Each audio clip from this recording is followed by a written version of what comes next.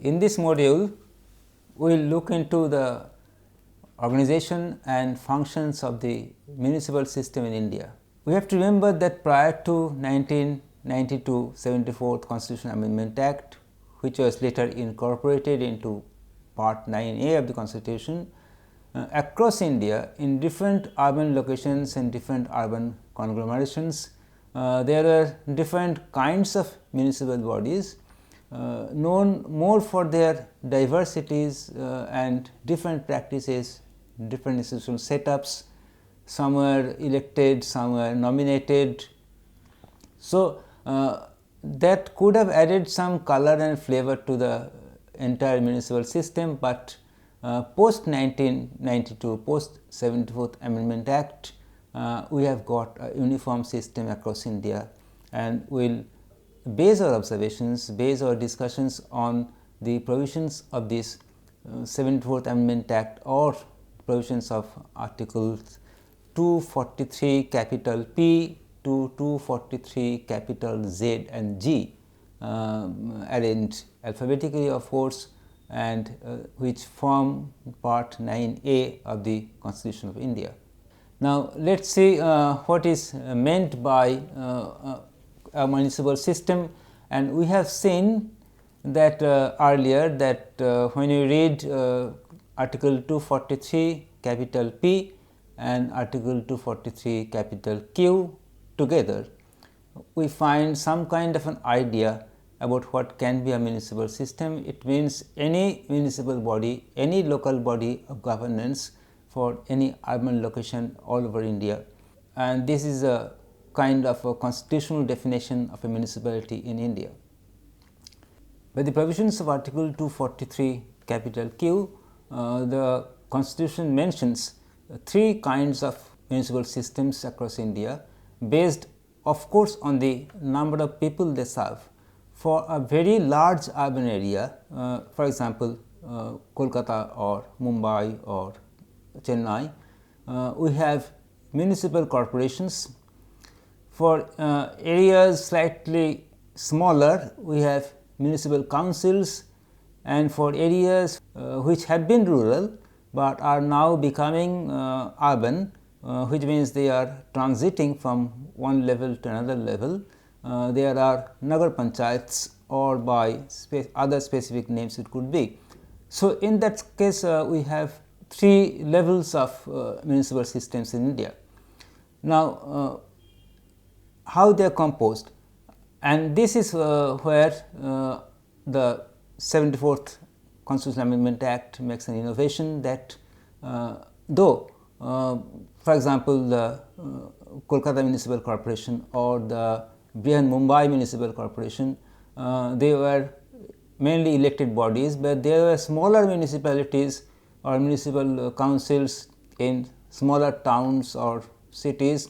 which were not elective bodies or elected bodies, they are mostly nominated. Now, by virtue of Article 243 capital R, these bodies are now, which means the municipal corporations, the municipal councils and the Nagar Panchayats are mostly elected bodies. Though that does not mean that they do not have on their rolls nominated members, there are important nominated members. For example, the elected members of parliament of both houses, Lok Sabha and Rajya Sabha, the elected MLCs whose constituency can be included within the limit of a particular urban area which a particular municipality serves, they are automatically the nominated members of these municipal bodies, as are some persons who are experts in the field of municipal administration or otherwise, they too are there as ministers. And also the municipal commissioner, one who carries on the day to day task of running a municipality, is usually a civil service officer. The mayor is an elected person, as are other councillors, as they are known by the name councillors. So, it is basically an elected body by virtue of Article 243 capital R. As far as election goes, we have mentioned about the system of reservation. We know that even prior to the 74th Amendment Act, for our state legislatures and for our national legislature, the Lok Sabha, seats have been reserved for scheduled castes and scheduled tribe population in proportion to their number present in a particular constituency area. The same system continues for the municipalities also, but most importantly, added to it is the system of reservation for women, which is not there at any level of elected legislature. And 74th Amendment Act has introduced a 33 1/3% reservation for women candidates, and this holds true even within the scheduled caste reservation system, scheduled tribe reservation system, which means that even among the reserved scheduled caste candidates, 33 1/3% should be women, and the same goes for the scheduled tribes. Even for the posts of the councillors, or at least in case of the rural government, some officials, these are also reserved for women, and they rotate, which means no seat is kept infinitely for a woman member. So, it goes across all the wards or all the specific units of municipal governance. They are usually known as wards in urban areas, and that is a very, very interesting or very significant addition to the municipal governance system, because by sheer number women form half the number of voters,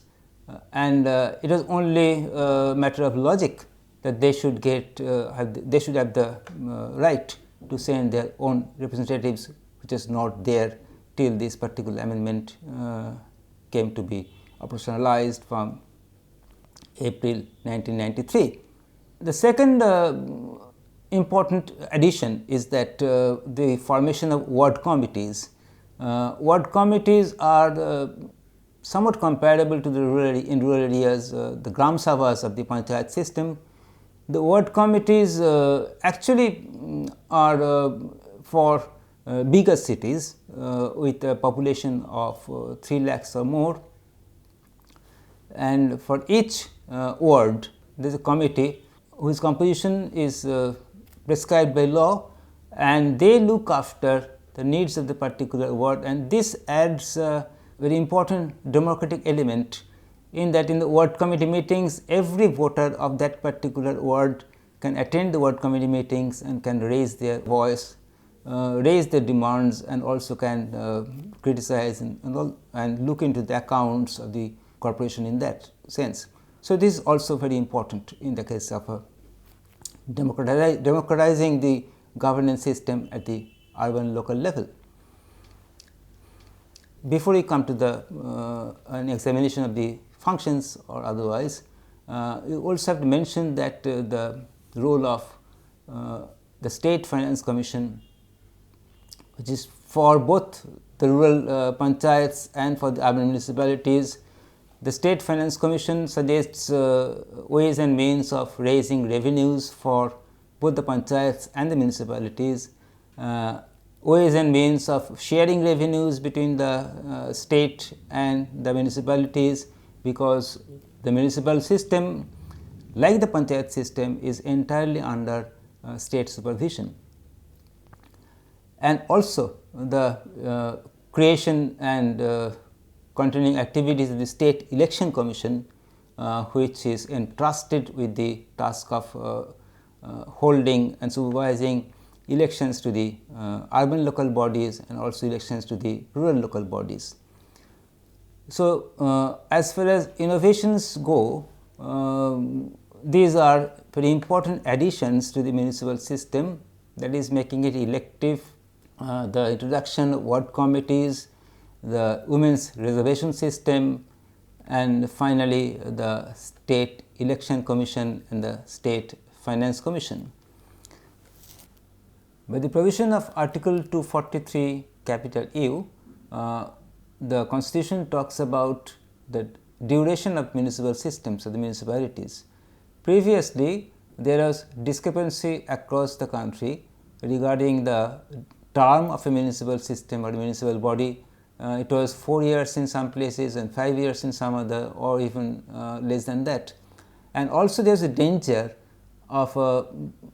being dissolved before the term was completed, because there is often interference from the state level ministry, because municipality had always been under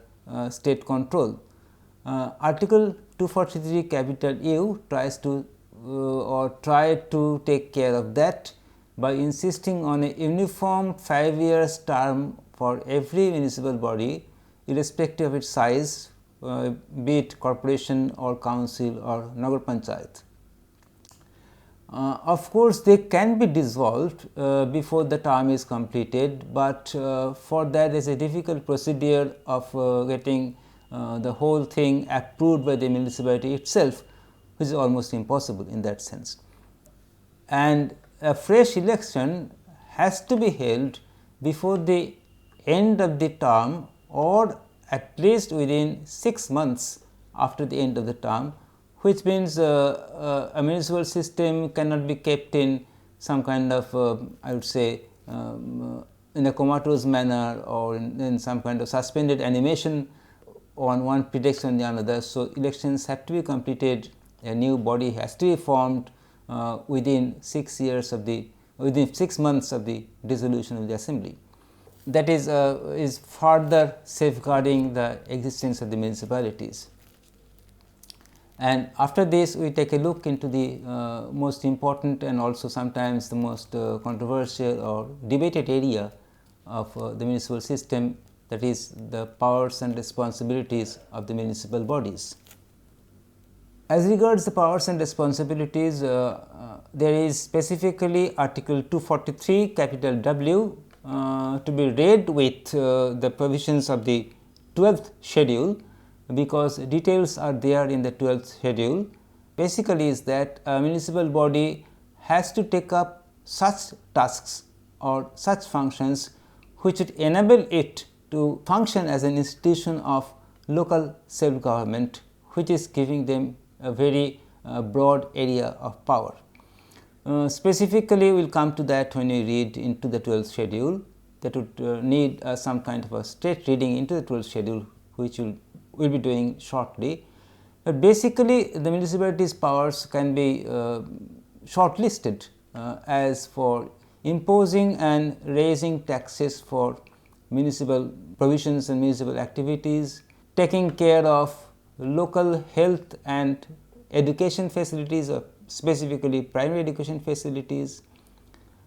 These are the basic tasks or the municipal tasks. And now allow me to look into the 12th schedule, where you can find some detailing regarding the responsibilities of the municipal systems. They include urban planning, regulation of land use and construction of buildings, planning for economic and social development of the area under concern, roads and bridges, water supply for domestic as well as non-domestic purposes, public health, sanitation, conservancy and solid waste management, all of which have relevance for hygiene and health, fire services, urban forestry, which is a recent practice of developing smaller forested areas for environmental purposes, protection of the environment, safeguarding the interests of the weaker sections of society, including handicapped and mentally retarded, slum improvement and upgradation. And slums are a permanent and a regular feature across the different metropolises of India. And regarding this urban poverty alleviation, there are systems of for municipality taking initiative in forming urban self-help groups for instituting skill development courses, so that the urban youth can upgrade their skills for earning their livelihoods. We have provisions of facilities, urban facilities like parks, playgrounds and primary health cares, Promotion of cultural, educational, aesthetic purposes. We can see that in different municipalities, at least across our state, we can find auditoria are being constructed so that cultural activities can take place there, or even galleries are being constructed for exhibiting works of painting or photography. Burial grounds, cremation grounds and electric crematoria. Prevention of cruelty to animals. Vital statistics, this is also very important, that maintaining a register of daily births and deaths, that is very important, and they are in some municipalities they are prominently displayed across the city. Public amenities like street lighting, bus stops, public conveniences, that also is one of the responsibilities of the municipal systems. And finally, regulation of slaughterhouses and tanneries, which can be found in some municipal areas. So, this is not entirely all. The state government by legislation can add to it, or can detract from it, or can modify it. So, newer and newer responsibilities can come up for these municipal systems. The most important is the issue of finance. We can note in advance that municipalities have limited power of raising their own revenues. They are not empowered to impose too many taxes, and they are dependent on primarily and fundamentally on state governments for fundings. Though they have some amounts of taxation, which you all know that our house taxes we pay every year, and there are other taxes too, but they are not at all enough in that sense. So, the basic responsibility of financing the municipalities, and that is also a very I would say a point of debate, a point of controversy and conflict between the state governments and the municipalities across the states of India, that they are financially totally dependent on the generosity of the state governments, even with the State Finance Commission being in place. Because after all, the State Finance Commission is formed by the state government, and in the formation of which municipalities do not have any say. So, the state level officers who man the State Finance Commission can only be expected to be loyal not to the municipalities, but to the state government, and this takes a I would say an interesting turn, or I would say not so welcome turn, that if there is one particular political party in power at the state level, and a particular municipality is controlled by some other political party in opposition to the state level political party, then that can create a further problem of allegations of stepmotherly treatment from the state government, as state governments too have been raising that allegation against the center for stepmotherly treatment. The same kind of allegations are raised by the municipalities against the state government for a denial or a delay in getting the necessary funds, because after all this people living in urban locality, they would turn to municipalities if anything goes wrong, if they are denied of essential civic services, if waterlogging takes place, if the conservancy workers do not turn up and garbages pile up, if the lights do not get lighted up in the evening and there is darkness around, if the parks are dilapidated, not fit for the children to play, for any kind of outbreak of epidemic, we are familiar with that. So, the municipal body of any size, corporation, council or nagar panchayats, they bear the initial brunt, the most important brunt of the public anger and public expectation or public disappointment, and they have to accept that, because they can't do anything without adequate hold over resources which they can manage without the generosity of the state government. The provisions of part 9A, which relate to the municipal system, of course do not work within the scheduled areas as given in 5th schedule, and also within the limits of the Darjeeling Gorkha Hill Council in West Bengal.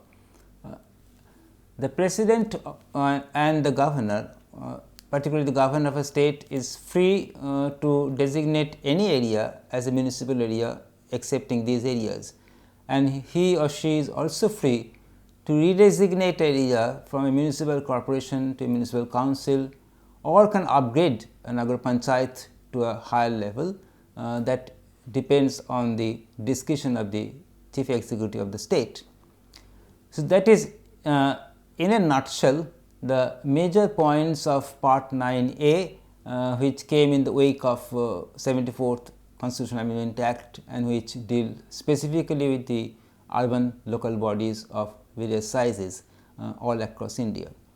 This is still a system in the making, still new laws are being made, because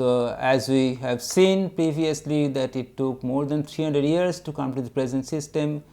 So, it is futile to expect that in the last few years we have reached a most perfect system. The major problems that do derail the working of this system is basically, one, the problem of lack of funds, and more importantly a lack of control on the part of the municipality over raising funds or raising revenues. And maybe no state government is willing to give that kind of fiscal autonomy to the municipalities, which may then, if they get such fiscal autonomy to raise their own revenues,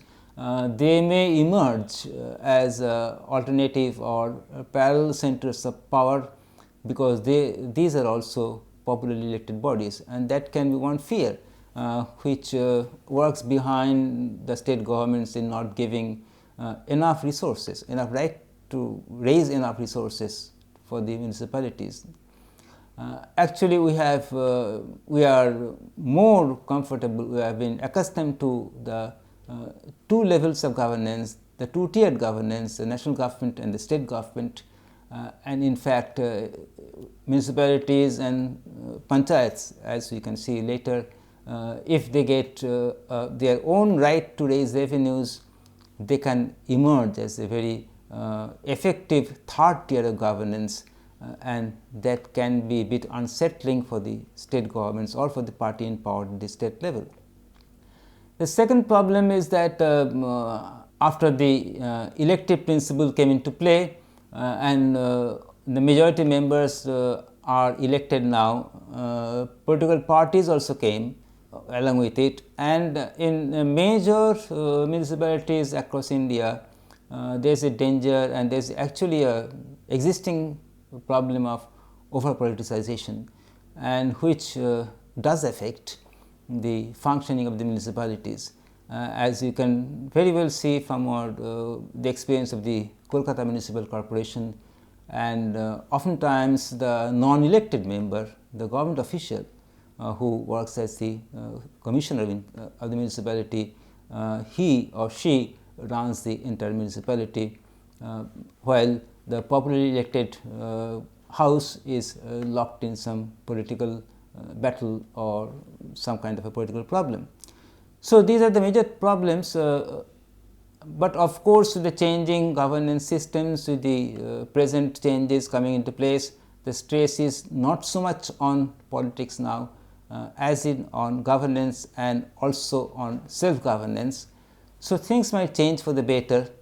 but of course, any change would require definitely one thing, that municipalities should have more control over raising their own resources. With the system of governance coming into place right now in the changing world, the stress is on good governance, and that includes the municipal systems as well, not only national governments or state governments. So, the needs of good governance can bring in its wake necessary changes, necessary modifications, but all such modifications and changes can work to the fullest possible extent only when municipal bodies are assured of their own control over resources with which to work.